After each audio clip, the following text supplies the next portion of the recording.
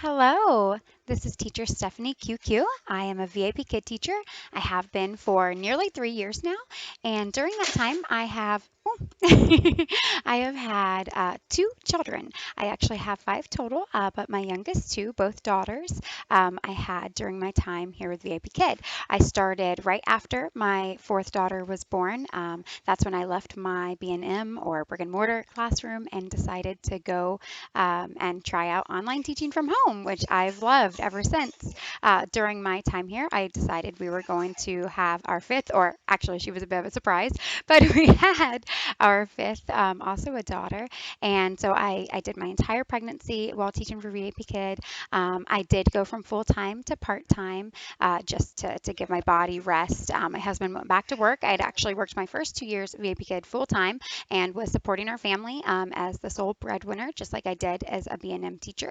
But during my pregnancy, I knew I was like, oof, I've got four kids at home. They keep me busy as is, and I'm probably going to need a little bit more sleep than I typically get working full time for VAP Kids. So I did pull back to part time, and I just want to share some tips today about either working for a baby kid during pregnancy or then right after with a newborn, because I see a lot of questions asked in the forums from interested applicants, from current teachers who have not had a child yet, or at least not with VAP Kid. And I'm typically on there trying to answer questions as often as I can anyway. So I just thought, hey, I haven't made a video in a long time.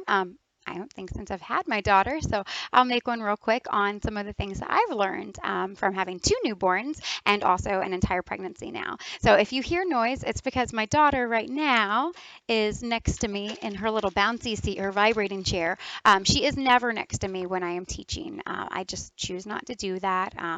It's personal choice. I know, some people teach with their children nearby, and if they're not seen or heard, that's fine. But VIP Kid does ask that we don't have our children on camera and that they're not a distraction. Mine would be a distraction, so I choose to not have her nearby when I'm teaching. My husband and I do make sure that we're working opposite shifts when we're both working. That way the baby's always with someone, but she does not interfere with any of my classes. So let me go ahead and get those tips up. I've just got 6 quick tips. I'm going to try to get through them. It's already 2 minutes. Let's try to finish this up in 10 minutes, okay? So number one, I hear a lot of teachers say, oh, I'm 7 months pregnant, and when should I tell my parents? I'm really worried about it. Do not be afraid to tell your families the news. Do not be afraid to tell your VIP Kid students and parents. They will be ecstatic for you. They will be so excited. They love children. They love babies. They really, really value family. Well, in my experience, I should say. Not everyone's the same. But I had nothing but excitement. And I already had 4 kids, and they already thought it was crazy. So when I told them I was adding number 5 to the bunch, it was better accepted than it was here in America. Most of my family and friends are like, oh, great, another one, number 5. But all of my Chinese families, all of my students, they were so excited. One little girl, I called her my fifth child. So I told her, I drew a little heart, and she drew my children in. We were just talking about children. And I said, yeah, and now you're my sixth. And I drew in a little baby, and that's how I told her. And I showed her my ultrasound and everything. But yeah, my families, it was so well received. And I told my families when I was 2 or 3 months pregnant. I decided that I was going to go ahead and transition to short notice only bookings. My pregnancy was a little bit rough. I ended up with preeclampsia. I had pretty extreme exhaustion just from maintaining the household with the other 4 children and working. I typically get very large. I have a high amniotic fluid. Oh my goodness, it's like hydro something. There's a term for it, but I am polyhydramnios. That's what it is. Yeah, so I get really large. I gain a lot of weight. It is exhausting. So like I said, I pulled back to part-time, and number 2 there is short notice is your friend. So short notice bookings, that's just when you open your bookings with less than 24 hours to go, and then parents can choose to book you or not book you. So what I started doing after I told my parents I was pregnant is in my feedback for 2 or 3 weeks while my schedule was still scheduled out in advance, I said, I have big news. I'm pregnant with my 5th child. During this time, my husband is planning on returning to work. His schedule may be unpredictable. I'm going to be busy with appointments and my own children. So my schedule will be a bit unpredictable as well. I just wanted to let you know now ahead of time that I will be transitioning over to short notice bookings only, and I will only be scheduling classes out 1 day in advance. So if you'd like to book me, you're going to have to be flexible. And I won't lie and I won't say that I didn't lose a few regulars. I did. I had a huge group of regulars, and I did lose a few, but the numbers were very, very small. And I do see those kids randomly and very occasionally, but some of my kids that I taught, oh my goodness, I mean, some I taught 10, 15 times a week. They need to move on to more consistent schedules and more consistent bookings, and I understood that completely. But like I said, they do pop on my schedule every once in a while, and I'm always so excited to see them. We always talk about the new baby and what they're doing in school and how just how their life's been going, and I love it. But anyway, yeah, short notice. I transitioned to short notice. I think, oh my goodness, I was like 2 or 3 months pregnant, and I went ahead and switched over that. I'm gonna hit her button one more time. But yeah, so I did that throughout my entire pregnancy. It was fantastic because I never knew how I was going to feel. When I woke up to open my short notice bookings for the next day, I could kind of determine how exhausted am I today. And I could figure if I'm not very tired, I'll probably be okay tomorrow. Even if I'm a bit tired by the end of the day, tomorrow will be okay. But if I woke up exhausted, I was like, yeah, no amount of sleep that I get tonight is going to make me wake up feeling chipper after this whole day. So I would just choose not to open my slots. And I also worked around my husband's schedule. His schedule, sometimes they would call him in short notice, maybe the day before. So I just went and opened bookings if that occurred. So short notice is your friend. I loved short notice. And the next thing that I've got, number 3, cancellations are detrimental to short notice. So I have had 0 cancellations. I've never canceled a class. When I first started VIPKid, my second month, I overslept. I did not have the backup alarms that you should have. And I did receive a few teacher no-shows, which are even worse than cancellations. But since that time, in nearly 3 years, I've not had a single cancellation. Not soft, not medium, nothing. I'm probably going to pick her up in a minute. So the reason short notice, are often booked, sometimes it's by my own families, often it's by my own regulars, but a lot of times the learning partners, the LPs, they book classes to students who are looking for supplementary courses, or they book classes to students who might have had a poor experience the day before. They may have had a class scheduled and they had IT trouble, their teacher had IT trouble, their teacher didn't show up, and perhaps they couldn't get a substitute or they didn't want a substitute, on the fly like that. They just decided to cancel. So a lot of times the students already had a poor experience. Those learning partners don't want to book with a teacher that might not show up or might have IT trouble too. So I've had, none of that. My participation score has been 100%. That way I know that those short notice bookings will hopefully come to me because I look like, I'm obviously going to be there. I'm going to give the student a good experience. And if they're already a little upset, I'm hopefully going to pacify mom and dad a bit and, leave them on a good note. They'll be like, hey, yeah, that class got canceled. That stinks. But, oh, the class the next day was just as good. Or, maybe better. I don't know if I work really hard. And I do. I try to make every experience with a new student exciting and rewarding and engaging and all of that good stuff. Make sure that they get the most for their dollar that they can possibly get. So yeah, those cancellations, you really want to avoid them, and that short notice really helps with that. When I found out that my preeclampsia, that my numbers had gotten too high, I went to the doctor that morning. I had done a 24-hour urine test. I got the results back that afternoon, and they called me and said, "Hey, can you come in?" Goodness, now my husband's calling too. This is going to be the most distracted video ever. But they said, "Can you come in tonight and be induced?" And I said, "Yeah. I don't have any classes booked tomorrow. Why not?" So that short notice, like I said, is definitely your friend, and make sure you don't have cancellations on your record because it's going to affect that short notice. Number 4, once you've had your baby, once you've left the hospital, you've come back home, start back slowly and 1 day at a time. So make sure that you can do those short notice classes. The reason I say that is because I started when my 4th daughter was 2 months old, and I started out with 2, 3, 4 classes in a row, and then I would take a break, and then I would do another 2, 3, 4 classes in a row, and that worked really well with our breastfeeding schedule. Both of my daughters, thus far, this one's only 4 months old, have been exclusively breastfed. They do not take bottles even. They do not want bottles, so just nursing from me, and I couldn't teach a lot in a row because of that. So by the time my 4th daughter was 4 months old, I started doing 10 classes back to back daily. She would usually sleep through 5, 6, 7, maybe even 8 classes. I usually did a 4 to 9 shift or a 5 to 10 shift. So she was asleep during all of that, usually in bed with her father, sometimes in her crib, but usually just we co-sleep too. So we co-sleep, we don't cry it out, we don't do any of that. We nurse exclusively.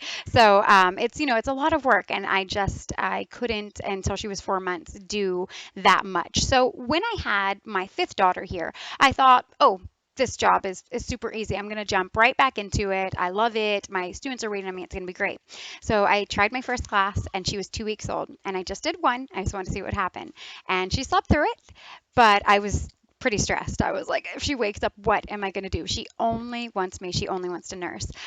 So I also realized waking up for one class and doing my hair and makeup ahead of time and everything, I was like, oh, 15, 20 minutes worth of getting ready is a 25-minute class, and the little bit of money I'm making really worth it? And for me, it wasn't. So even though I thought by 2 weeks I would be jumping back in and doing at least 1 to 2 classes per day, I was like, nah, I think I'm going to take another 2 weeks off. So I didn't take the full 2 weeks off. I taught a couple classes in between, just a couple of my regulars. They wanted to meet the baby, all the introductions and everything. So I did teach a little bit, but I did not jump back in as quickly as I thought I would. Had I opened my schedule up, at 2 weeks, for the next 2 weeks out, thinking that I was ready and thinking my baby was ready, it would not have been a good thing. Her sleep schedule was so much less predictable than my fourth and my third and my second, my first. Even though she sleeps really well, I didn't know if she'd wake up at 3 a.m. or 5 a.m. or 7 a.m. or all of those AMs, or if she'd sleep through every single one through the entire night. She was very unpredictable.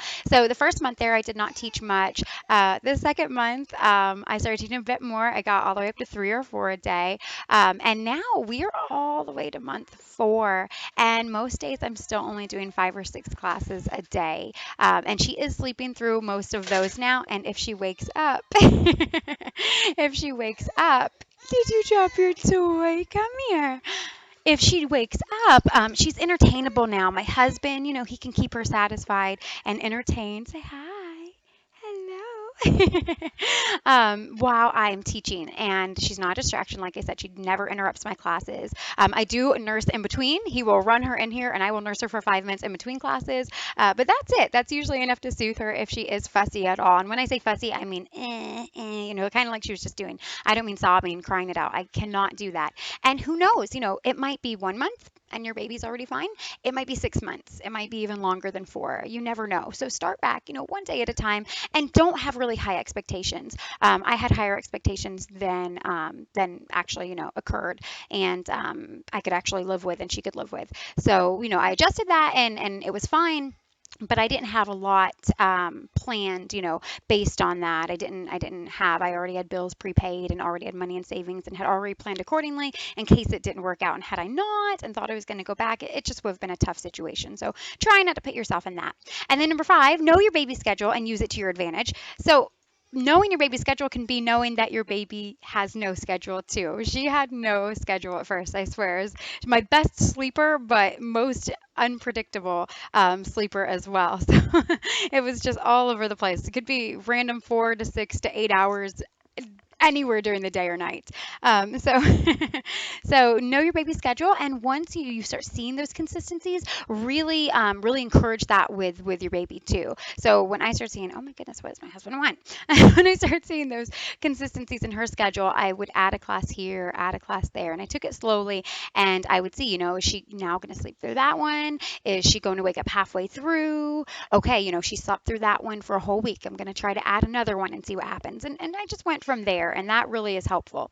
All right, and then the last one, always have pumped milk available. Now, like I said, my babies do not drink out from a bottle. They do not want a bottle. I've tried warm milk. I've tried cold milk. I've tried pumping right before my classes and leaving it for my husband. So it's like the freshest milk you could have, and they just simply don't want it. Which obviously means they're not starving. If they were starving, they would take it, before they would starve themselves. So always have it available just in case. I always leave some ahead of time for my husband. I usually actually in the mornings, I'll take out a bottle if I have one from the night before, or I'll just pump fresh and I'll leave on the counter so it's warm too in case she wants it, because I know she probably prefers that.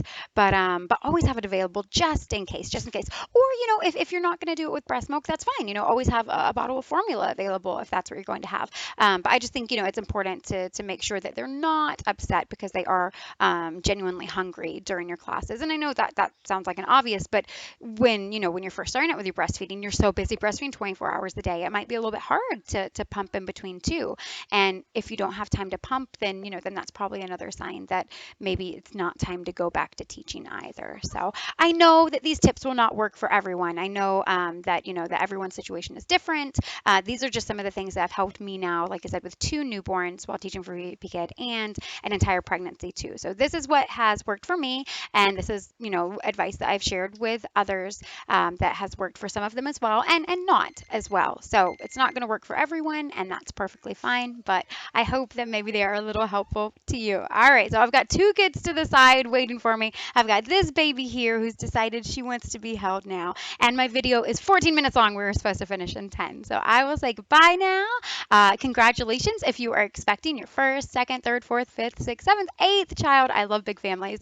Congratulations to you. And if you're thinking about teaching for Baby Kid, then by all means, you can apply below. You can add my referral code. I help referrals. I have for nearly the entire 3 years that I've been here. I've got a Facebook group that I can invite you to with a lot of resources, and I'm happy to answer any more questions that you have about babies, pregnancy, VIP Kid in general, anything. All right, so let's see if she'll look at the camera. Hey, do you see yourself?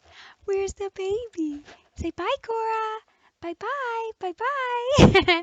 See you next time. Thanks for watching. Bye bye.